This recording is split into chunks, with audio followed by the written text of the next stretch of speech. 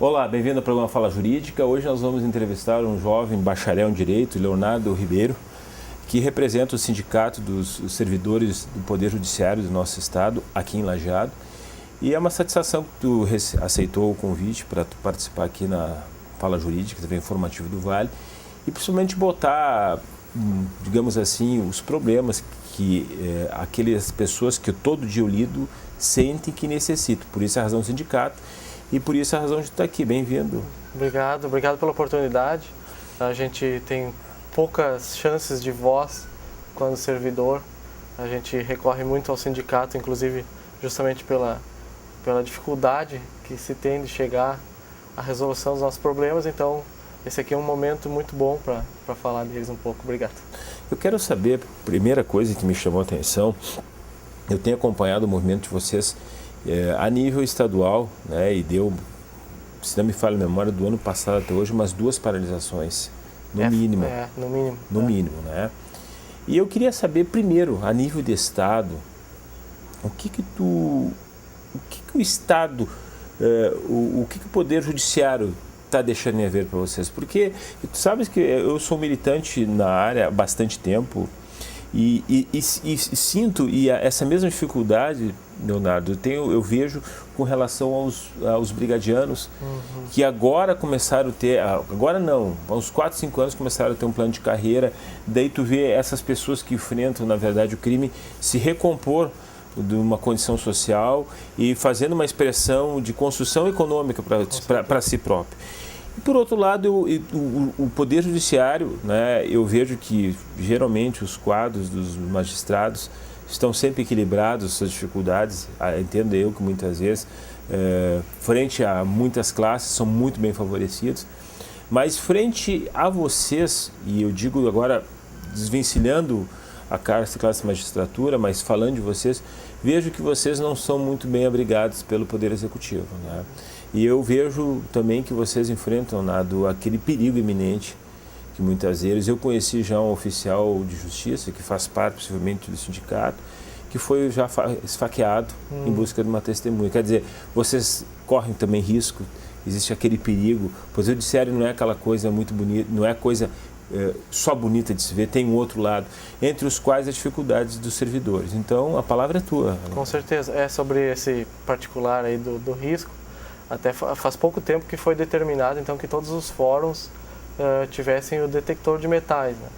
Então, nós temos aí uma centena de anos de judiciário no Brasil e agora que a gente tem essa preocupação mais efetiva com os servidores, né? Porque há casos em que as pessoas podem, inclusive, entrar armadas, né? Acontecem júris, audiências criminais e até audiências cíveis, quando as pessoas estão descontentes então, com seus resultados, eventualmente, elas podem entrar armadas. Então, há pouco tempo que se teve essa preocupação, se instalou, até tem um exemplo da minha cidade, Candelária, instalou há menos de um ano o detector de metais. Antes as pessoas então estavam a seu bel prazer, podiam fazer o que quisessem dentro do fórum e o servidor não tem como ter uma defesa, ele está despreparado para isso, até porque a gente está preparado para um atendimento regular, não está preparado para uma situação de risco dessa. Claro. E a nível estadual, o nosso pior problema, na verdade, os problemas eles nem têm como ser nivelados, assim, eu não teria como dizer o pior, o menos pior, são problemas que acarretam essa demora dos processos também, dentre as outras coisas. Mas um dos problemas é a perda salarial. Nós temos uma perda salarial de 54% dos servidores. Então, um servidor que entrou, que trabalhava no ano 2000, ele ganhava em torno de 10 salários mínimos, no valor agora corrigido, né? E atualmente a gente ganha um pouco menos de 5 salários mínimos. Então, nunca teve uma recuperação. A recuperação é só da inflação, quando é da inflação. E ela é parcelada ainda, então ela vem sempre quebrada, o que acaba, o país vai enfrentando uma crise, outra, uma dificuldade, e a gente acaba recebendo a menor, porque o cálculo é feito com uma base anterior, né?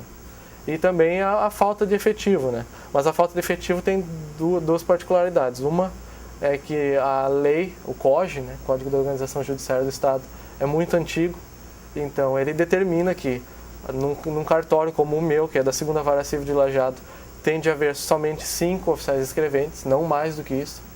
Não é permitido lotar mais do que isso, para 12 mil processos. Só que quando a lei foi efetuada, tinha 2 mil processos no cartório. Quando isso, né? Então essa é uma das dificuldades também que a gente enfrenta.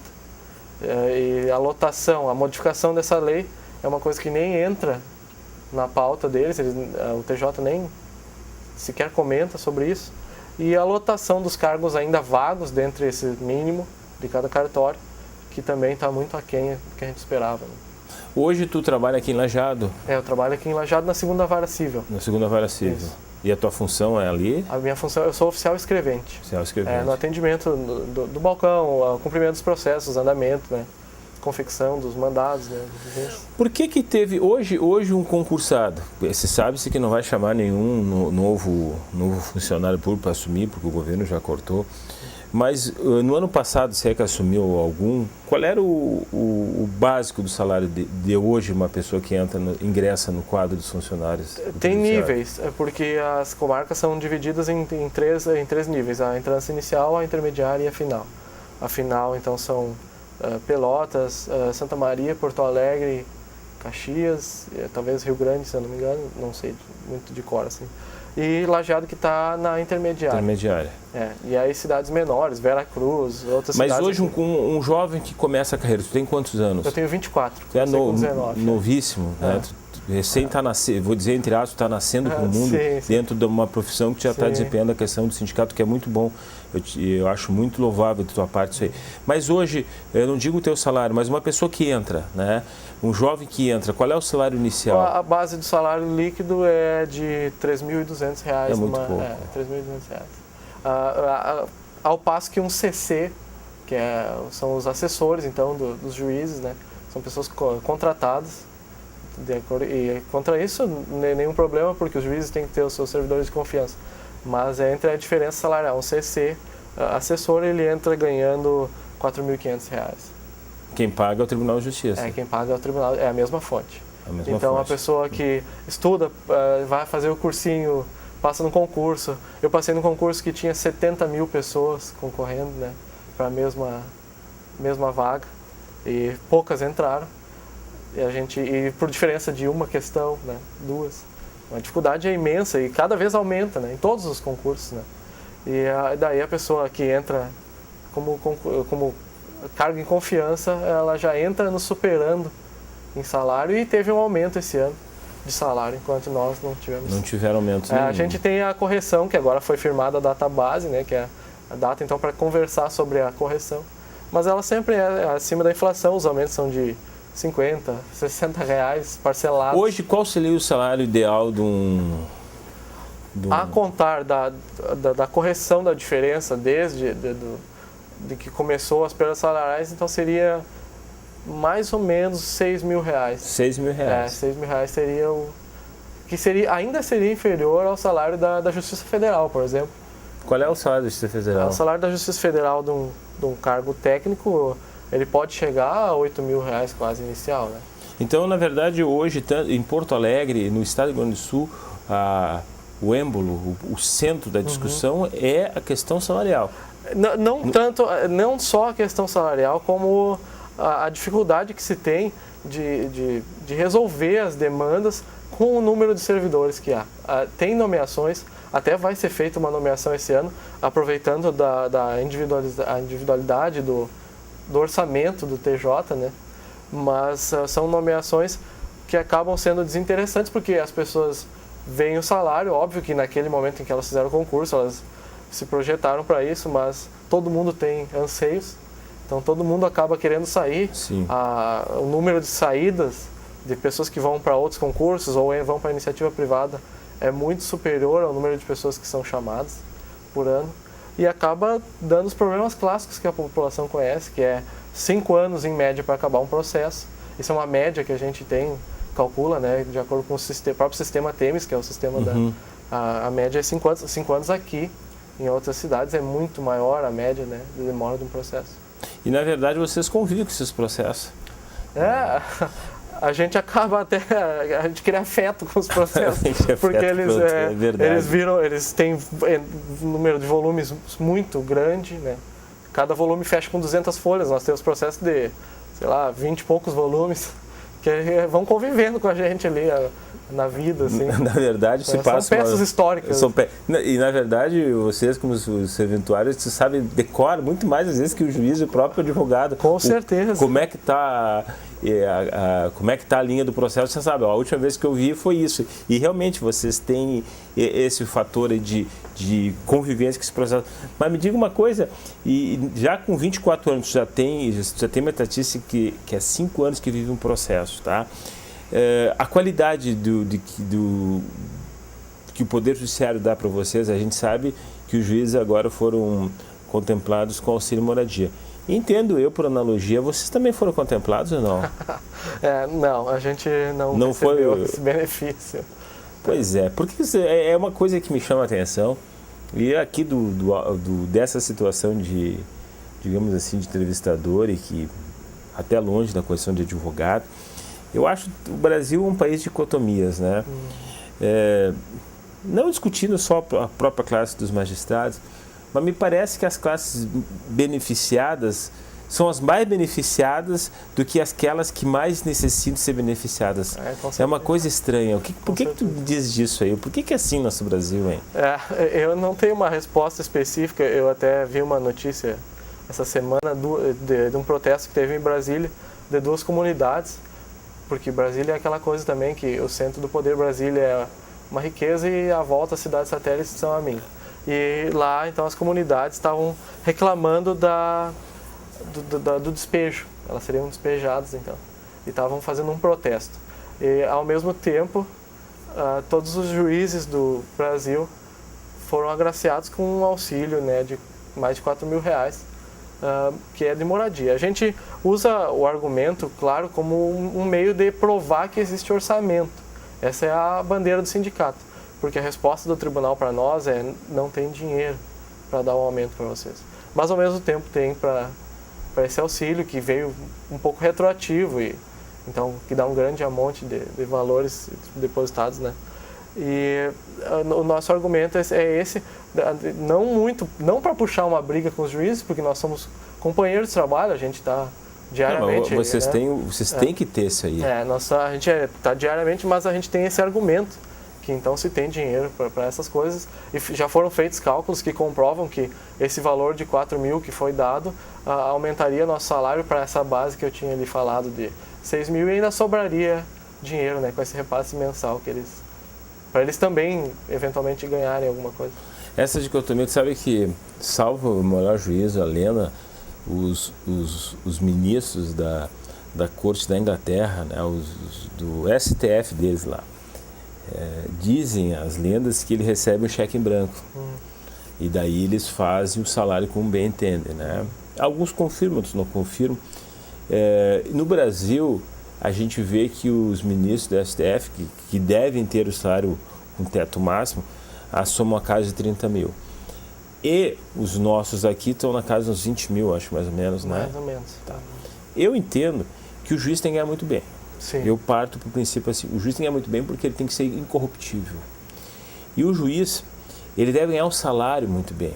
Agora, não moradia. Né? E entendo que os funcionários que o cercam devem ganhar tão bem quanto o juiz. Por quê?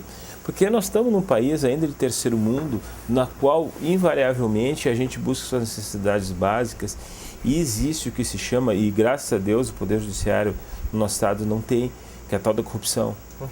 Mas eu acho que o juiz tem que estar muito bem situado socialmente para ter uma tranquilidade de julgamento. E também entendo que tanto quanto sofre o juiz no julgamento é o serventuário. E eu te digo isso porque a gente faz muitos júris e não vai existir um poder judiciário sem ter serventuários. E muitas vezes eu vejo assim, fazendo júri, o condutor da administração é o juiz. Mas o juiz não faz nada se não tiver vocês. Né? Então eu acho muito injusto essa diferença, tamanha diferença, onde existe já um bom salário por parte de alguns e daí tu vê um reforço a mais, e aqueles que no meu modo de ver deveriam receber, não recebem. o Brasil é feito de dicotomias, né, tia? Isso é uma coisa que eu fico pensando muitas vezes, e é a razão de chamar, fazer outra compreensão.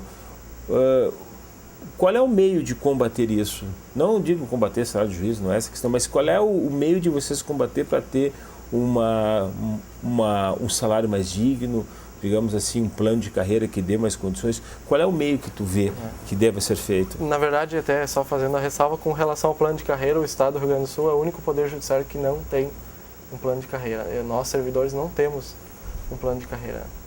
Então, dentro de todos os estados. Mas, em relação ao meio, eu acredito que tem uma paridade entre os aumentos de salários. A gente não pode conduzir, então, um aumento de salário para o governador, para os deputados, e, ao mesmo tempo, esquecer das camadas, né, que são a base da estrutura do Estado. E a gente até não faz uma luta somente judiciária.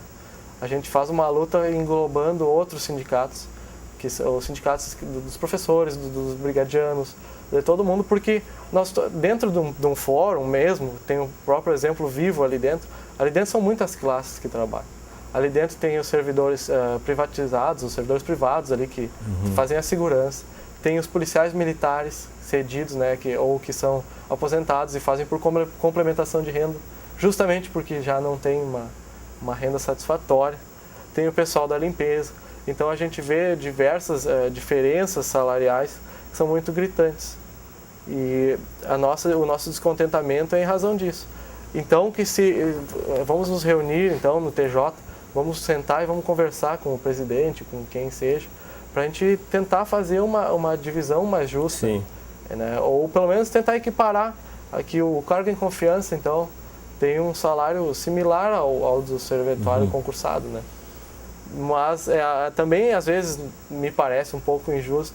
A gente está lutando tanto, enquanto eu, que venho de uma família de professores, a minha mãe ganhava R$800 por mês para dar aula, em quase 3 turnos, né? Então, assim, a gente às vezes se choca com uma realidade bem mais complexa, bem mais ampla, em que tem pessoas passando ainda uma dificuldade muito pior, né?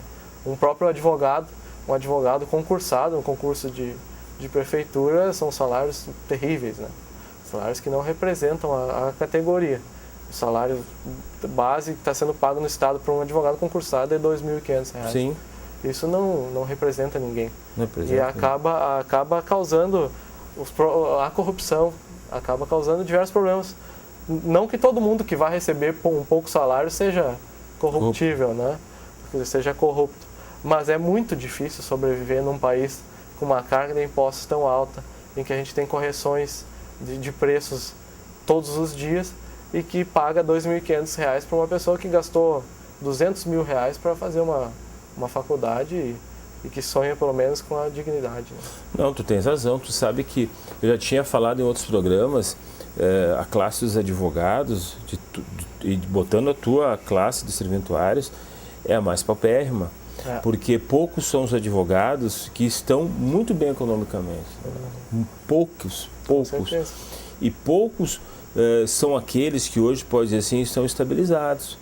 Né? Isso com tempo de serviço. Sim. Eu tenho visto hoje colegas meus se retirarem da profissão já com uma idade de 50 anos, se retirarem criando outros tipos de negócios.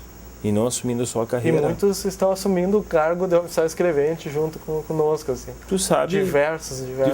Então, a minha classe, eu sempre digo, uma vez, eu não sei, numa rede social, um amigo meu foi crítico dos advogados, e eu disse, olha, a verdade dos advogados é eles lutam por dia a dia.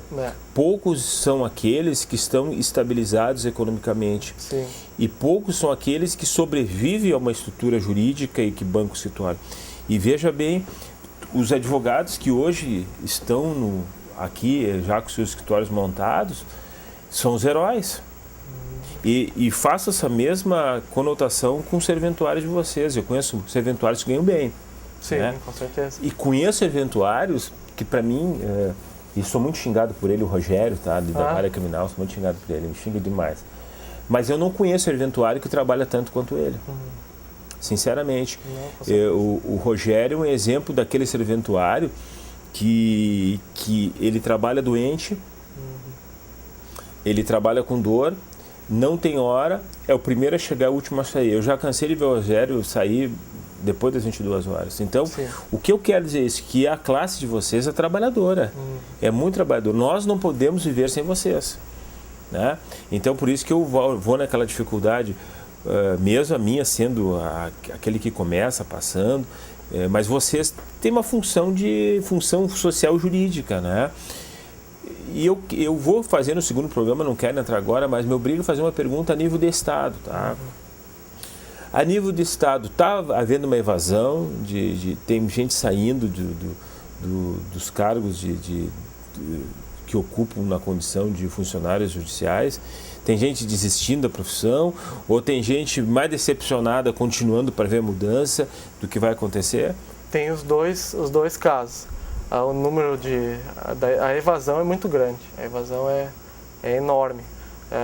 Isso que acaba prejudicando também. A gente às vezes faz uma atualização de cargos vagos até para pleitear os novos cargos, e quando vai calcular já aumentou o número de pessoas que saíram por descontentamento, mas também tem pessoas que estão aguardando uma melhora.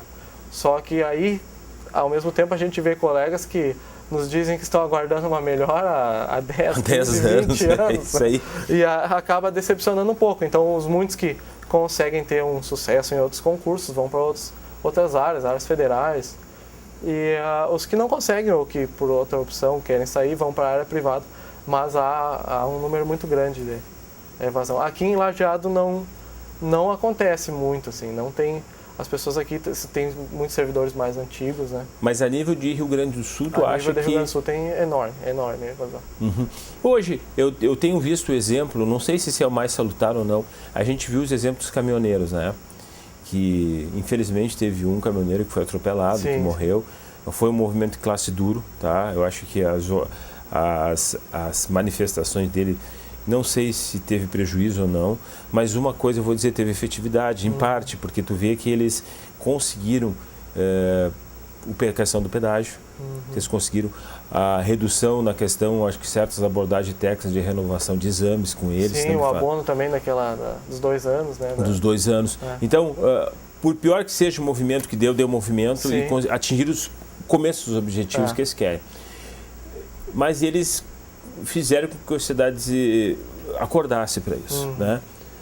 O que precisa a sociedade acordar para ver que esses funcionários, vocês, que tipo de movimento? É greve? É passeatas? É aquele jornal incisivo para o advogado? É a união da classe de vocês com a OAB, com a Associação dos Magistrados? Eu não sei. O que hoje tem de ideia, de plano político para que vocês possam buscar melhor os anseios de vocês? Infelizmente, para nós e no país inteiro e com todas as classes, a solução é que as pessoas sintam a falta daquele serviço.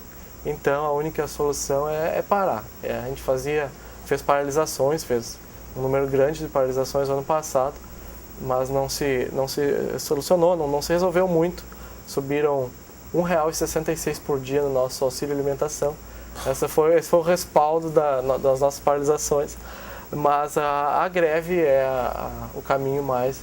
No entanto, por exemplo, há juízes, não é o caso aqui de Lajeado, mas tem juízes que ameaçaram cortar o ponto nas paralisações, o que deixa muitos servidores assim com medo da greve. Então a gente chega no sindicato e não consegue resolver por uma greve. Até nesse sentido os caminhoneiros estão de parabéns, né? Porque não adiantou, nenhum tipo de pressão foi suficiente para que eles cessassem o movimento deles, porque eles também entendem como nós que tem que se sentir a falta do serviço.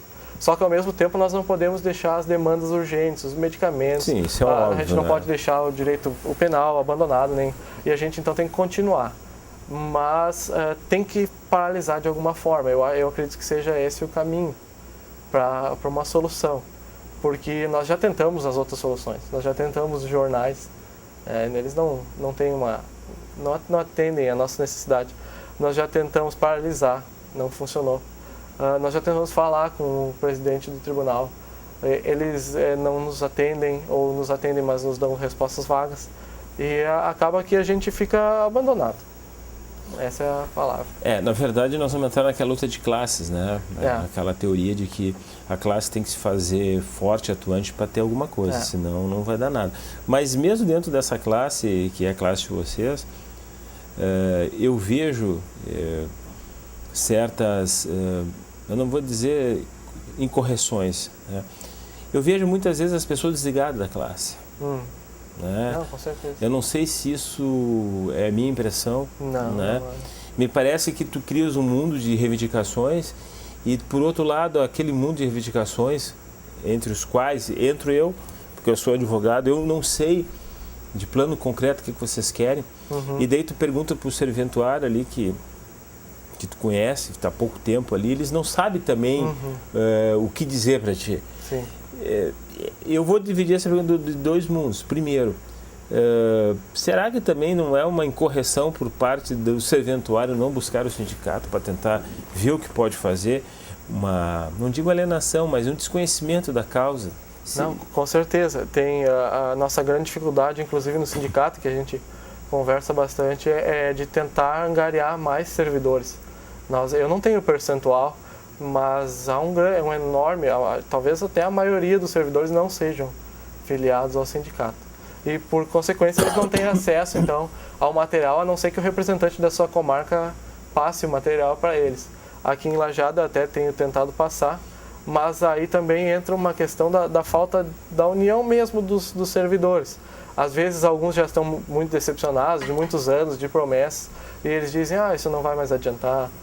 E a gente tenta, então, uma das alternativas do sindicato foi regionalizar, então, quebrar aquele sindicato que fica lá em Porto Alegre, que tem aquele seu escritório, que simplesmente, se as pessoas quiserem, que vão lá. E a gente vai fazer uma regionalização, vai fazer núcleos do sindicato para atingir comarcas que, às vezes, não foram visitadas nunca pelo sindicato.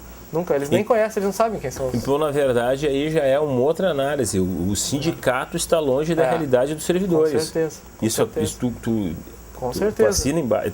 Essa visão está certa? Com certeza. Eu entrei no sindicato há pouco tempo, já pude perceber, porque eu tenho muito interesse nessa área e analiso bastante, converso bastante com os colegas.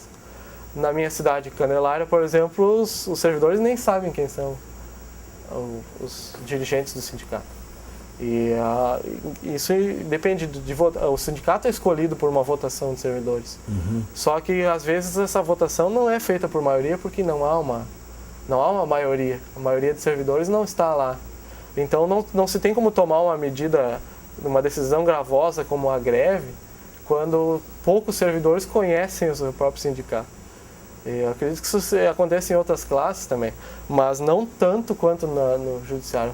Os servidores são claramente desunidos e eles têm as suas reivindicações, mas eles às vezes guardam muito para si, não se manifestam sobre as reivindicações. E isso acaba prejudicando também o próprio serviço. Uma vez eu me lembro há muito tempo que eu falei com... Eu não sei se não está aposentado serventuário. Ele disse assim, pois é, Marco, mas tu sabe, eu sou do judiciário, a gente fica com receio de daqui a pouco possa... as pessoas verem que nós estamos cometendo uma ilegalidade. Eu não entendi o que ele falou, porque na verdade quando se fala uma necessidade de classe, se tira a posição frente à sociedade que tu representa, né? Será que também não existe essa histórica introjeção por ser do judiciário? As pessoas não apresentarem um movimento duro, alguma coisa nesse sentido? Com certeza, com certeza. A gente até discute que dentro do judiciário estão as pessoas que mais desconhecem o direito à greve de todas, assim, mas há um grande medo também, aí até em razão da dificuldade que é o acesso a um concurso público, e depois assim alguns servidores pensam, mas agora eu vou fazer então uma greve, vão me cortar um salário que já é pequeno, eu vou ficar sem, eu não tenho uma outra alternativa, um servidor que como eu não pode exercer um outro tipo, a não ser docência, né, no caso seria, mas ele não pode sair, ter uma empresa, a gente não tem que ficar só nessa função. Nós temos que estar nessa função, e aí a gente não tem uma alternativa. Né? Leonardo, sabe que é uma satisfação tu estar aqui no programa, e realmente nós vamos entrevistar esse jovem representante da associação, do sindicato dos trabalhadores do Poder Judiciário, e que vai dar uma nova visão, principalmente de Lajeado, no nosso próximo programa. Até mais.